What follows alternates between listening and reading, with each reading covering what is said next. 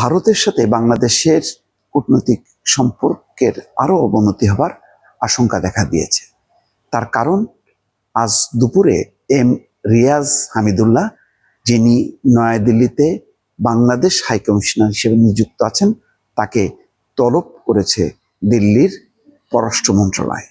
বিষয়বস্তু এখনো পরিষ্কার না, কিন্তু কূটনৈতিক সূত্রে জানা গেছে রিয়াজ হামিদুল্লাহকে তলব করা হয়েছে এবং সাম্প্রতিক বাংলাদেশে ভারতকে ঘিরে যেই পরিস্থিতি, যে বক্তব্য, তার বিষয়ে হয়তো জানতে চাওয়া হবে অথবা ভারতের পক্ষ থেকে বার্তা দেওয়া হবে। দর্শক, যখনই তলবের ঘটনা ঘটে তখনই বুঝতে পারবেন যে এটি স্বাভাবিক প্রক্রিয়া না। দুদিন আগে প্রণয় ভার্মাকে বাংলাদেশের পররাষ্ট্র মন্ত্রণালয় থেকে তলব করা হয়েছিল, ভারতীয় হাইকমিশনার প্রণয় ভার্মাকে। তখন তিনটি বিষয় উপস্থাপন করা হয়েছিল। বলা হয়েছিল যে ওসমান হাদির হত্যাকারীরা যাতে ভারতে আশ্রয় না পায় এবং যদি সীমান্ত পেরিয়ে ভারতে ঢোকে তাহলে তাকে যাতে গ্রেপ্তার করে বাংলাদেশের হাতে ফিরিয়ে দেওয়া হয়। আর শেখ হাসিনার উস্কানিমূলক বক্তব্য বন্ধ রাখতে হবে এবং আসাদুজ্জামান কামালকে ফেরত দিতে হবে এবং সেই সাথে শেখ হাসিনাকেও, দুইজনই দণ্ডিত। এই তলবের ঘটনার পর বিকেলের মধ্যেই দিল্লি কঠিন প্রতিক্রিয়া জানায় এবং তারা বলে যে বাংলাদেশকে অস্থিতিশীল করার কোনো পরিকল্পনা বা ইচ্ছা ভারতের নেই, বরং ভারত চায় বাংলাদেশে একটি অবাধ, নিরপেক্ষ, শান্তিপূর্ণ এবং অন্তর্ভুক্তিমূলক নির্বাচন, এই বার্তা দেয়া হয়। কিন্তু তারপর বাংলাদেশের কয়েকটি সমাবেশে এবং মিছিলে ভারত বিরোধী তীব্র স্লোগান দেওয়া হয়। বিশেষ করে এনসিপি নেতা হাসনাত আবদুল্লাহ একটি বক্তব্য দিয়েছেন, তাতে বলা হচ্ছে যে 7 সিস্টার্সকে, অর্থাৎ পূর্বাঞ্চলীয় যেই রাজ্যগুলো আছে সেখানে 7টি রাজ্য, সেই রাজ্যগুলো থেকে ভারতকে বিচ্ছিন্ন করা হবে। এই বক্তব্য সহ আরো কিছু বক্তব্য দেওয়া হয় যে ভারতীয় দালালদেরকে বিরুদ্ধে পাল্টা প্রতিশোধ নেওয়া হবে। এইরকম বেশ গুরুতর কিছু কথা বলা হয় এবং ভারতীয় আধিপত্যবাদ, সম্প্রসারণবাদের বিরুদ্ধে লড়াই করার একটি প্রত্যয় ব্যক্ত করা হয় বাংলাদেশের যে প্রতিবাদ সমাবেশে। তারপরে কিন্তু পরিস্থিতি ঘুরে যায় এবং এর পরপরই আজকে এই বাংলাদেশি হাইকমিশনারকে তলবের ঘটনা ঘটল।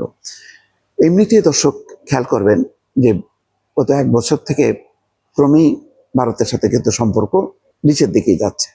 কোনোভাবে এই সম্পর্ক আর উষ্ণ হচ্ছে না বা ভালো হচ্ছে না। তার মূল কারণ হচ্ছে যে বাংলাদেশের যে মূল অভিযুক্ত আওয়ামী লীগ সভানেত্রী এবং সাবেক প্রধানমন্ত্রী শেখ হাসিনাকে আশ্রয় দেয়া, ভারতে আশ্রয় দেয়া, ভারত থেকে অব্যাহতভাবে বাংলাদেশের রাজনীতি নিয়ে আলোচনা করা এবং প্রতিরোধ করা, নির্বাচন নিয়ে বয়কট করা, বানচাল করা, হতে দেওয়া হবে না, এই বক্তব্যগুলি কারণে বাংলাদেশে একটা পরিস্থিতি তৈরি হয়েছে।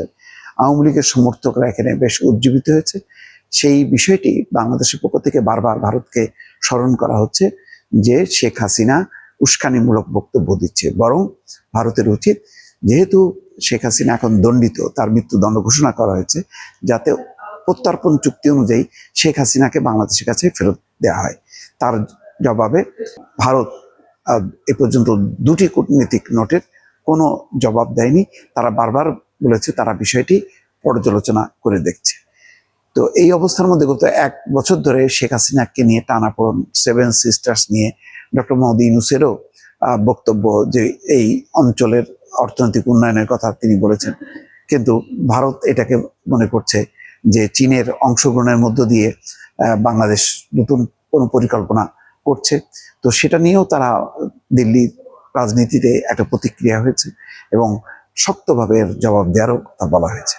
এমন টানাপোড়েন গত 1 বছর ধরে চলতে চলতে, এর মধ্যে যদিও নরেন্দ্র মোদীর সাথে ডক্টর মোহাম্মদ ইউনূসের দেখা হয়েছে এবং সেখানে ডক্টর ইউনূস বলেছেন শেখ হাসিনাকে যদি দিল্লি রাখতে চায় রাখতে পারে, কিন্তু তাকে যেন কথা বন্ধ রাখতে হবে। তখন মোদী বলেছে যে ভারতের সামাজিক যোগাযোগ মাধ্যমের উপর ভারতের কোনো নিয়ন্ত্রণ নেই। অর্থাৎ এক ধরনের প্রত্যাখ্যান করা হয়েছে মোদীর পক্ষ থেকে। তো নানান ঘটনা মিলিয়ে যেখানে সম্পর্ক তলানিতে, সেখানে আবার একটি নতুন একটি অধ্যায় নতুন একটি উইন্ডো খোলা হলো যখন ওসমান হাদির হত্যা প্রচেষ্টাকে ঘিরে যেই যারা হত্যাকারী বা হত্যা প্রচেষ্টাকারী তারা যখন নাকি সীমান্ত পেরিয়ে গেছে বলে এমন একটি খবর প্রচার হলো। যদিও বাংলাদেশের পুলিশ কর্তৃপক্ষ বলছে যে তাদের কাছে এমন কোনো তথ্য নেই যে সীমান্তে পেরিয়ে গেছে, বরং পুলিশ কর্মকর্তারা বলেছে বাংলাদেশ অভ্যন্তরে আছে। এই সমস্ত নানান ঘটনা প্রবাহে ভারতীয় হাইকমিশনারকে বাংলাদেশের সেগুনবাগিচার পররাষ্ট্র মন্ত্রণালয় তলব করা এবং তার পরবর্তী পর্যায়ে ভারত বিরোধী নানা বক্তব্য এবং ইতিমধ্যে ভারতীয় ভিসা সেন্টার বন্ধ হওয়ার ঘটনা নতুন করে সম্পর্কের অবনতির দিকে নতুন একটি নাটকীয় মোড় নিয়েছে এবং তার প্রেক্ষিতে বাংলাদেশের হাইকমিশনার রিয়াজকে ডাকা হচ্ছে ভারতের পক্ষ থেকে। নিশ্চয়ই জানা যাবে যে ভারতের পক্ষ থেকে কি প্রতিক্রিয়া ব্যক্ত করা হয়। দর্শক।